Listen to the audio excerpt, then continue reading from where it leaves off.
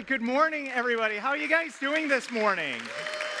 It's great to see you guys. Want to welcome everybody who's sitting out in all of our different venues. If you're sitting out in the cafe today, love the fact that you guys are joining us. We are right at the tail end of a series that we've started called Parenting Through the Proverbs, and we're looking at what God's Word has to say about parenting through the wise words of the famous American philosopher, Dr. Seuss. Now, over the course of the last couple of weeks, we've been talking about different phases of parenting. And today's our last week, so we're going to be talking about what I think may be the most difficult phase of parenting. I think it's the least amount of work, but maybe the most amount of worry. And today we're going to be talking about the adult years. How do you parent your adult child?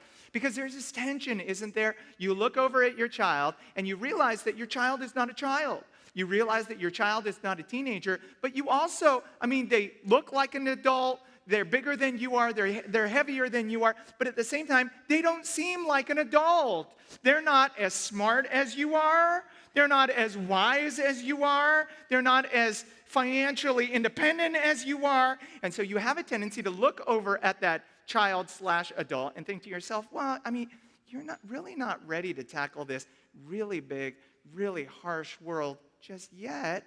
So maybe what I can do in order to help the process, give you a little bit more love, give you a little bit more money, give you a little bit more attention, give you a lot more of my advice, thinking that if we do that, that will actually help the process and not hinder the process. So how do we manage that? What we want to do today is we want to talk about the end game of parenting. Part of the reason why we need to talk about the end game of parenting is because there are way too many parents who will not let go. Because that's really the end game of parenting, isn't it? You kick them out of the nest and you see if they can fly. Yet we will not let go. Maybe we're too controlling and there are things that we have to deal with in our own character, or maybe we have just gotten so much of our identity from parenting that it's hard and almost inconceivable for us to just kind of move on at that point. And I totally get that because I'm a father of 5 children. I will end up being a parent of this stage for Lord knows how many years. I think like 30 years of my life will be devoted to a child being in the house. And yet, how do you just retire from parenting? Is there life after that? How do I parent after that? And that's what we want to talk about today. Because if we don't handle that, time well, then this is where all those monster-in-law jokes come from. You know what I'm saying? Do you know why Adam and Eve were the happiest couple in the history of the world? Because they didn't have any in-laws. Have you heard this one, that a man and his wife and his mother-in-law all traveled to the Holy Land together, and that's where his mother-in-law actually ended up dying. The undertaker came to them and said, you really have 2 options. We can either ship your mother-in-law home for $6,000, or you could have your mother-in-law buried right here in the beautiful Holy Land for $150. The guy said, let me think about it. We'll just go ahead and ship her home. The guy was like, what? Why would you have her shipped home for $6,000 if you could have her buried right here for $150? The guy said, look, 2,000 years ago, there was a guy here who died, he was buried, and on the 3rd day, he rose from the dead. And I just can't risk it. Is this starting to hit a little bit too close to home for everybody? If you have your Bibles today, would you turn to Matthew chapter 7, verses 24 through 27. Matthew chapter 7, verses 24 through 27. And whether you're sitting here or whether you're sitting out in our cafe, would you all stand with me as we honor the reading of God's Word this morning? Matthew chapter 7, verses 24 through 27. This is the word of God.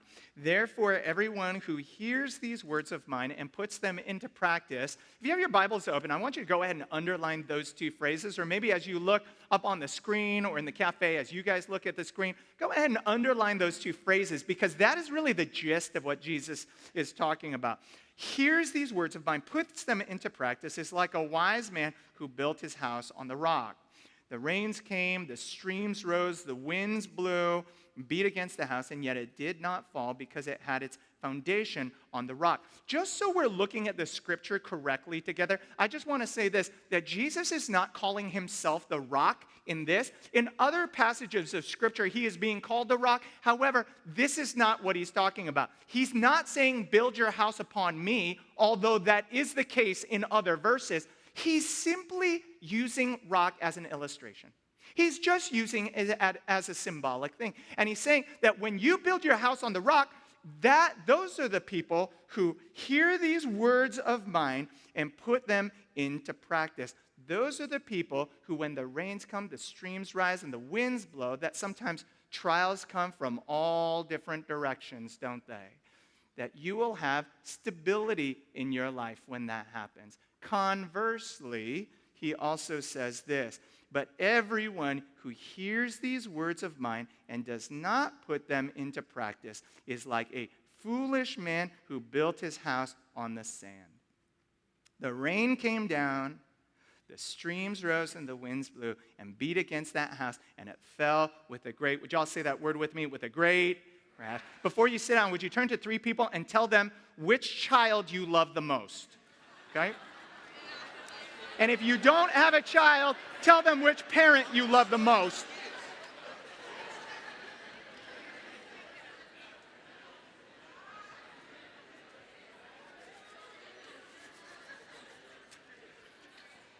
Now, I don't know if you know this about me, but before I became a pastor, I was actually a civil engineer. Did you know that? I had nothing to do with the design of our building, because if I did, it would probably collapse on you.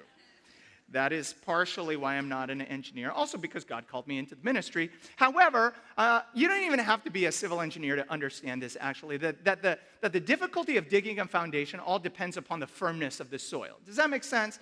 That if the soil is firm, that it's going to be difficult to dig that foundation, and if the soil is really loose, then it's going to be a piece of cake. You and I, as Christians, not in the construction world, look at a verse like this and go, man, wouldn't that be awesome to have my house built on a rock?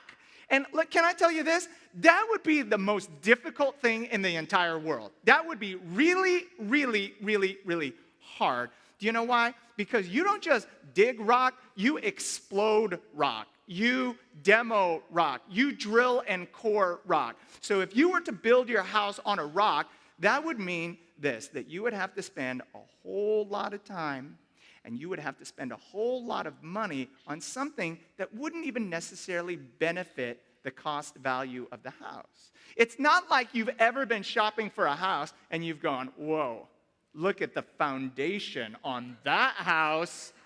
You've never done that. A good foundation is almost like a good sound person. You only notice the sound person when everything's going well. Y'all are like raising your hands and worshiping Jesus. But the moment you hear any feedback, like you all turn to Jake in the back and you go, like, what's wrong? How come you're not doing your job? Jake, raise your hand. Everybody wave at Jake. Everybody, even if you're in the cafe, wave at Jake. That's okay. And so here you have this fool who thinks that he's got it made. He's got a shortcut. You know why? Because ain't nothing ever going to happen to this house, right? And so I'm going to take the shortcut, and I'm also going to take the cheaper route by building my house on the sand. Now, the problem is that life has a tendency to happen. Rains come, streams rise, winds blow, and the house gets flooded and gets swept away. And the only person who's surprised by this incident seems to be the foolish man, because you know what? The wise man saw these problems coming a mile away. The wise man saw these problems coming a mile away. And if you want to be able to maintain healthy relationships in your life, you've got to be able to see and to solve problems before they exist. If you want to have healthy relationships in your life, you're going to have to build an ark before it starts raining. You're going to have to deal with problems before you start fighting. And if you want to have a healthy relationship with your adult children, you're going to have to abide by this principle right here. That friendships need fences to flourish. Would y'all say that with me? Here we go. 1, 2, 3. That friendships need fences to flourish. And why do we have fences with our neighbors?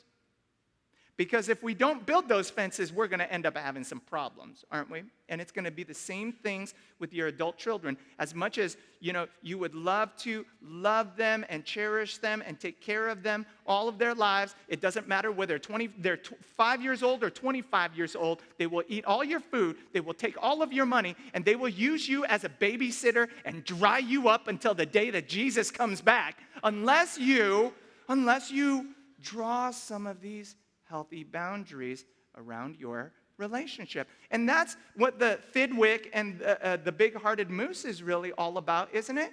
And we have a tendency to look at that story. I don't even have to recount that story. That we watch that story and we think to ourselves, you know what Fidwick's problem is? Fidwick's problem is that he is a big-hearted moose.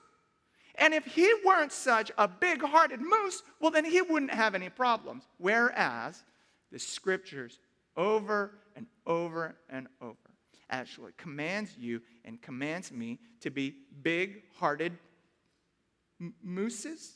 Moose? Just moose. It commands us to be big-hearted moose.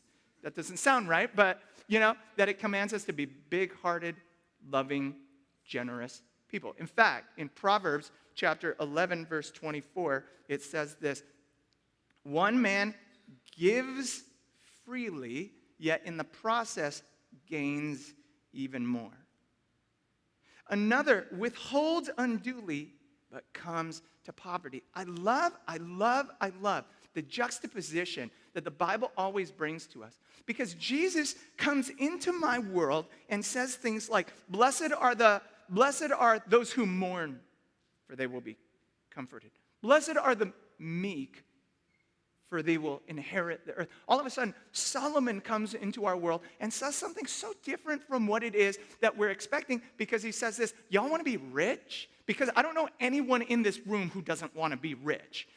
He says this: y'all want to be rich? Well, here's the key. You're going to have to be generous and give a lot of money away.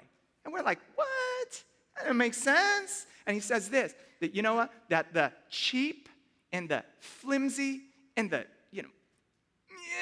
those people are incapable of becoming rich. Isn't that what he says? As we go on, he says this, that a generous man will, would y'all say that word with me, will prosper, and he who refreshes others will himself be refreshed. And can I tell you this? That's just plain old good advice, isn't it? But we as Christians, what we want to do, moreover, that we as parents, what we want to do, we want to go to opposite extremes when it comes to our kids. Either we want to, not have any boundaries and give our little baby girl, you're my little princess. I'm going to love you until the day that you die. And you're going to give her either everything that she wants and needs, even as an adult, or you're going to be tempted to go to the opposite extreme and say this: hey, you're 18 years old now. Now that you're an adult, get out of here. You're on your own. And what we want to do is we don't want to go to either extreme, because what we're going to find is that God's will is just somewhere right there in the middle. So we need boundaries around these relationships in order to maintain healthy relationships with our adult children.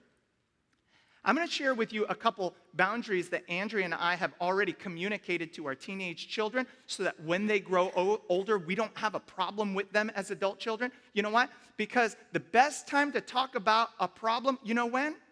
Is when there's nothing to talk about.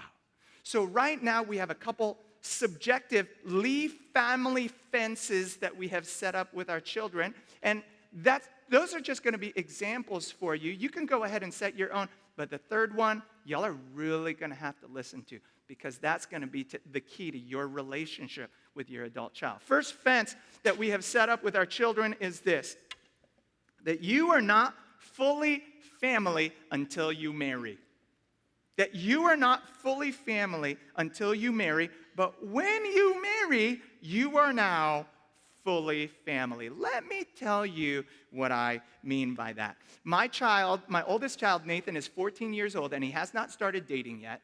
But when he does start dating, at the ripe old age of, like 43 years old or something, and let's say he has a girlfriend, it doesn't matter how long they've been dating. It doesn't matter how old he is. It doesn't matter how much in love they are. guess what? Your girlfriend is not fully family until you marry, okay? So want to let you know this right now. She is not welcome in any of our family photos while you guys are dating. You know why? Because I don't want to have to Photoshop her face out of our family pictures 3 weeks after when you guys break up.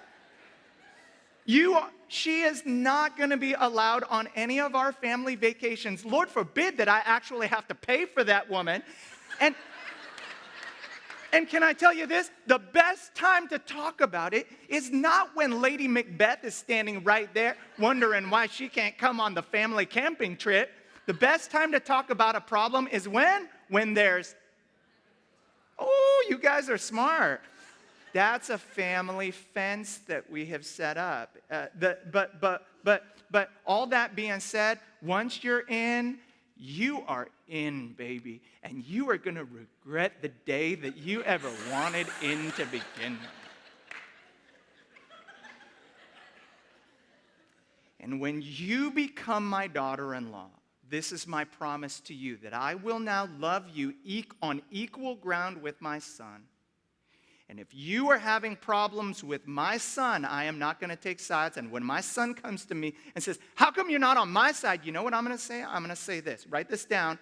I'm for the marriage, and so you need to grow up.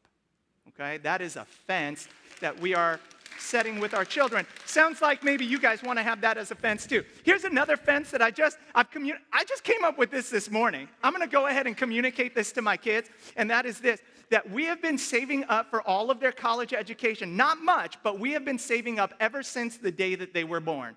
And so when you go to college, son, and you want some of that money, guess what? I will freely give it to you, that you don't have to pay me back, and you don't have to pay me back with interest. My only requirement is that you choose a career and not a hobby. Because college is not 4 more years of high school. College is not 4 years where you're going to pursue your interest. College is going to be a time where you pursue your giftedness. And as you pursue your giftedness, what I need to communicate to you is the fact that, that if you want me to invest some real money, then there's got to be a real career on the other side of that degree. And guess what? You're going to have to work during college too. And if you agree to all of those things, Daddy is going to be so incredibly generous towards you. And I'm going to see you through this thing all the way. However, I totally understand that you are an adult now. You are allowed to choose your own career path. You are allowed to choose your own major. And I give you full 100% authority to do that without my interference. However, if you want to be self-independent, you must be financially independent as well. If you want to be an adult, then you have to act like an adult. But if you want some of my money, then you just have to understand that this is going to be a team decision if we're going to make a team financial decision. Does that all make sense? Okay, that is another fence that we have set up. Okay, now here's the fence that all of us need to listen to. Whether or not you agreed with the other two, I don't care. This one is going to be for the health of your relationship, and I don't want you to think about this piece of it. Counsel, as a parent, I want you to remember back to your 20s. I want you to remember back to your teens, wishing what it was that your parents gave to you during that time. Here's the last fence that I have for my children, and it's not a fence for my children as much as it's a fence for me. That I promise that I will not give you advice unless you ask for it. My promise to you, son, is that I will not meddle in your life. I understand that you are an adult now, and I will treat you like an adult. And the way that I'm going to do that is I will not give you advice unless you ask for it. I think my in-laws have demonstrated this so well. Dwayne and Bonnie are part of our church. They've been a part of our church ever since the beginning. They've been such a great example to me as to how it is that you parent. I really married up. For me to have married into that, you don't just marry a person, you marry a family, don't you? And I'm really blessed to have married into the family that I did. But when my wife turned 18 years old, my in-laws sat down and had a conversation with my wife that went something along these lines. You're an adult now, Andrea, and we want to treat you like an adult. You're going to We want you to lead your own life. You're going to make your own decisions, and you're going to have to deal with the ramifications of your own decisions from here on out.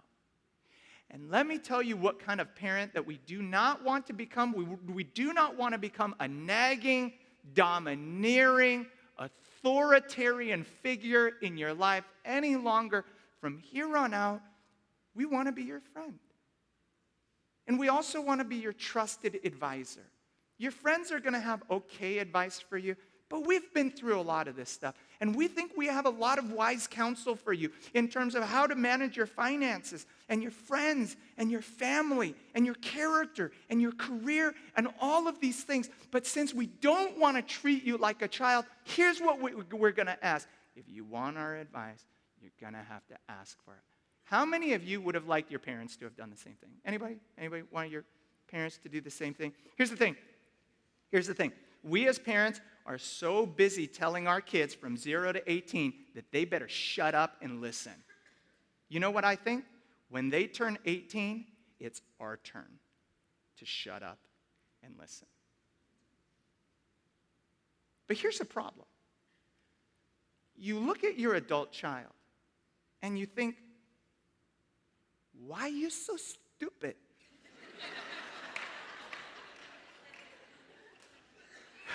By the way, this is third service, so I can say whatever I want. That's like my dad's favorite word. My dad knows the word stupid in like 8 different languages for some reason. I don't know. He went to Japan just recently, and they asked him, do you know any Japanese? And he said, I know stupid in Japanese. But that's what we do. We look at our adult children, and we think to ourselves, why are you so stupid? You know, we hear them whining about, oh, I don't have any money. I got a great idea for you. You know how you get money? You work for it. It's not brain surgery here. You know? Oh, but I can't find a job. You know how you get a job? You apply for one. This is not rocket science. And so we kind of feel like, listen, buddy, like the answer is staring you right in the face. And if I just beat you over the head enough times with the right answer, well, then of course you're going to listen because the answer is so incredibly obvious. But here's what we all know, that your talking is only as good as the other person's listening. Right? I want you to remember back to when you were a teenager, that your talking is only as good as the other person's listening, and if the other person isn't listening, then you as a parent are only content in making a point, but you don't really want to make a difference. You know what you're doing? You're only trying to make yourself feel better. You're only absolving yourself of your own guilt, but it's really not about getting that child to change their ways, is it? George Bernard Shaw. I usually use this quote as it relates to preaching, but let's talk about it in terms of teaching our children. George Bernard Shaw once said this, that the single greatest problem in communication is to think that it's taken place. That's a confusing quote, so let me go ahead and explain that to you. This is what I tell preachers. This is what I tell myself all the time. Just because you preached it doesn't mean that anybody heard it. Right? And it's the same thing with you teachers in front of the classroom. Just because you say it doesn't mean that anybody actually retained it. And it's the same thing with you as a parent lecturing your child, your adult child, for hours and hours and hours and hours, that just because you say it doesn't mean they've heard it. Just because you say it doesn't mean that they believe it. And just because you say it definitely doesn't mean that they're actually going to do it. So the question that we have to ask ourselves is, well then, if my talking is only as good as the other person's listening, well then how do I get them to listen? You know how you get your child to listen? By listening first. Here's a rule that we've just instated in the Lee household. Really tough rule, but it's been working so far. The rule is this right here, that no one, including myself, is allowed to express their opinion until the other person feels adequately understood. Let me tell you what I mean by that. In other words, that when I have a fight, this is conflict situation. This is not just daily, day-to-day interaction, because I got plenty of opinions, I'll tell you that much. But when I have a fight with my child, that I, as the father of the household and the pastor of his church, I am not allowed, I am expressly forbidden, in fact, to express my opinion to my child until I have given voice to his thoughts and his feelings to his satisfaction. So I'll say, Nathan, so what you're telling me is that you feel like daddy is being unfair. Well, yeah, but it's a lot more than that. Okay. So you feel like daddy is being unfair because I don't respect your friends. Yeah, and okay, so you feel like daddy, and we go on until he says, yeah, that's exactly how I feel. And then I go, well, let me tell you how I feel then. No, I don't do that.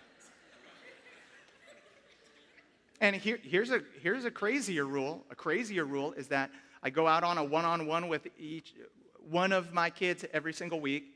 And whenever me or mommy go on a one-on-one, we have another rule, and that is we're not allowed to give any advice. The only thing we're allowed to do is listen on that date. That's it.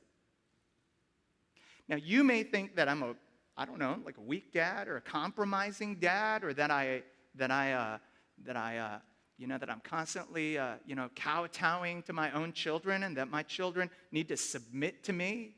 Well, I don't know. You may be right in some ways. But honestly, I just think I'm listening to the Bible. That sounded pretty holy, didn't it? Okay, let me tell you what verse I'm talking about. I'm talking about this verse right here.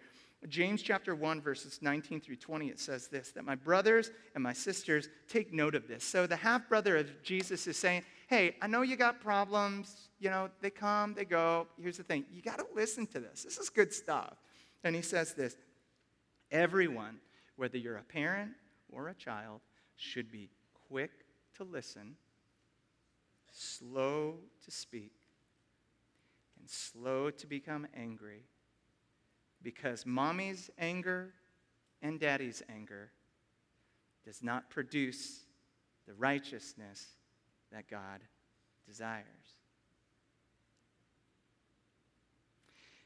The only way, as a parent, that I can ensure that my adult child is listening to me, the only way that I can ensure that my adult child is listening to me is to wait for that perfect moment where they ask for my opinion. You know what that forces me to do as a parent? That forces me to either go, hey, is there anything we need to talk about? Or it forces me to just doggone pray for my kids. Because we want to be the Holy Spirit in our child's life. And we think that as the Holy Spirit, that if I just beat them up enough times, that they're going to go ahead and listen to me and change their lives. But maybe what we need to do is actually go to the Holy Spirit and say that my child is grown, my child is out of my hands. There's very little I can do at this point, but God, I know that there's so much that you can do. So I'm going to rely on your power instead of my own. I'm going to rely on prayer instead of my own persistence. I really am going to trust you and leave all of these things into your hands. I really think that we need to pray more for our children, no matter how old they are, no matter how young they are. Now, can I tell you this? There are going to be a lot of times where you either accidentally cross that fence and you say something and you give advice and you kind of fall off the rails, or there are going to be times, I understand, where you have to every once in a while cross that fence for your child's own good. As you see them about to jump off a cliff, you have to say something. You need to say something. However, in that case, we have another little thing that we've set up in our family, and that is this, that whenever anything happens, that we promise this, that we will have a face-to-face conversation. We will have a face-to-face conversation. Matthew chapter 18, verse 15, it says this, if your brother sins against you, go and show him his fault just between the two of you. And if he listens to you, you have won your brother over. Jesus gives us a comprehensive set of instructions as to what it is that we are to do in the event of a relational breakdown. And he does not say, go behind so-and-so's back and talk to mommy. He does not say, go behind and talk to daddy. He does not say, go through grandma, grandpa. Could you talk to so-and-so because they're starting to go crazy? What do we need to do? No. You're not going to have any of those conversations. What you're going to do is you're going to go directly to the person and you're going to say this, I'm so concerned about you. You know, and I think it's mostly me, but here's the way that you're making me feel. And you know what? I'm probably crazy, but these are the things that I need to communicate. Here's what maybe you've heard me say before. Conflict in a family is inevitable. Resentment, though, it's optional. Tried to think of a way that I could wrap up this message. Tried to think of a way that I could wrap up the entire series well, but honestly, I couldn't do it any better than Rachel Ramsey, the daughter of Dave Ramsey. So here's a small little 4-minute clip right of here. their own money decisions. It kind of reminds me of the way mom and dad parented growing up. There's kind of two extremes of parenting sometimes. There's one side that says, well, let's just live in this little bubble. I don't want you to see the outside world. I don't want you to make any decision with your life because I don't want you to feel pain or harm, so we're going to just stay right here.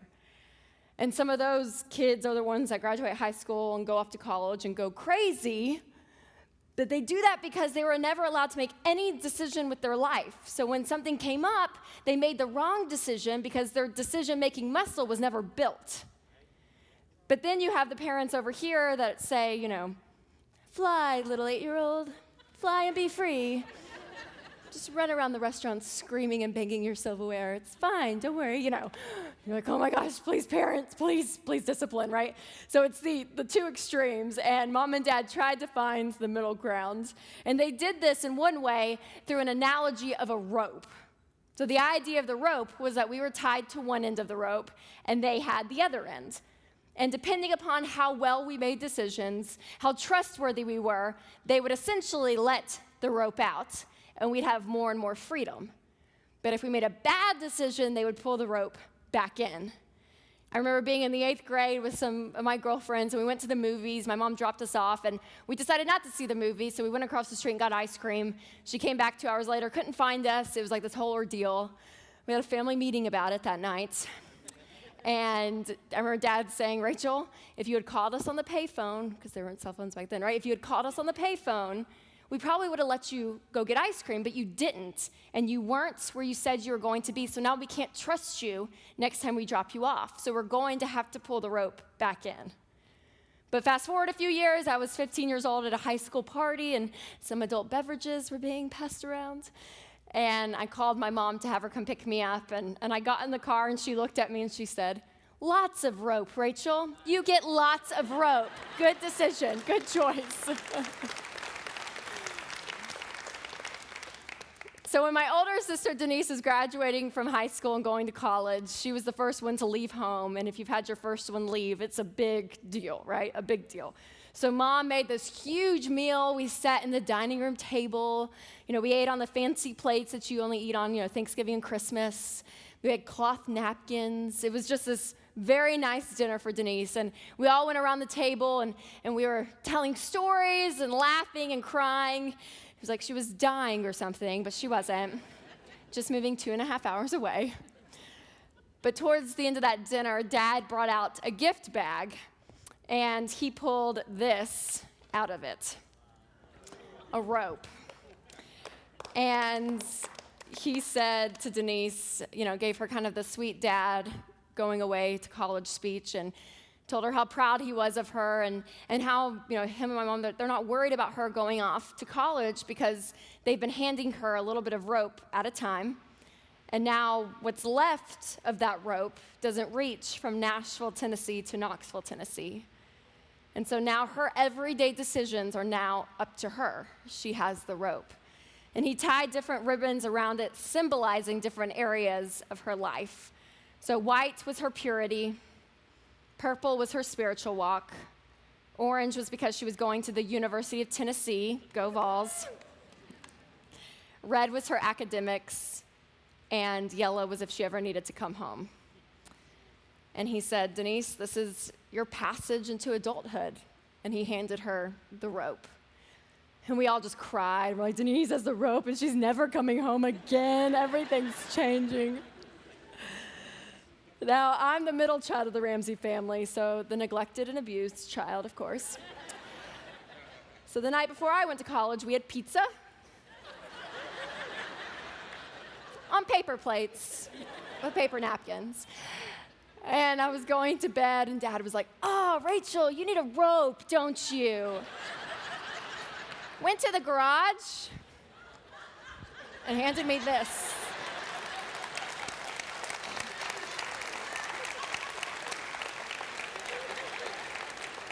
Yeah. I'll let you decide which child is their favorites, but I think we all know. But I look at this rope, and I see this as really my legacy. I see this as a legacy of life. I had parents who were not perfect, but were intentional with us. And I believe they've passed us on a legacy of life versus the legacy that could have been.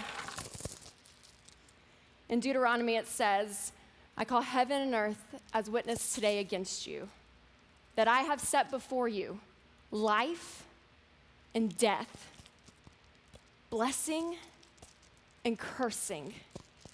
So choose life that you and your descendants may live.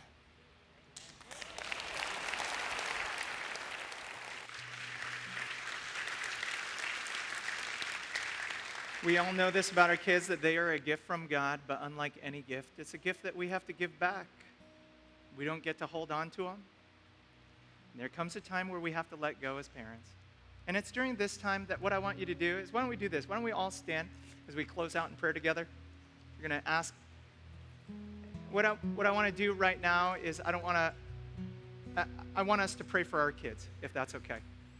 If you have your own child sitting next to you, here's what I'd love for you to do. I'd love for you to put your arms right around your child. I'd love for you to hold your child, put your arm around him, whatever the case may be. And here's what we're all going to do, that whether they're here, whether they're in children's ministry, or whether they're 3,000 miles away, 5,000 miles away, serving our country in another country, what we want to do right now is we want to pray for our kids. So would you all bow your heads and pray with me? Father God, we are so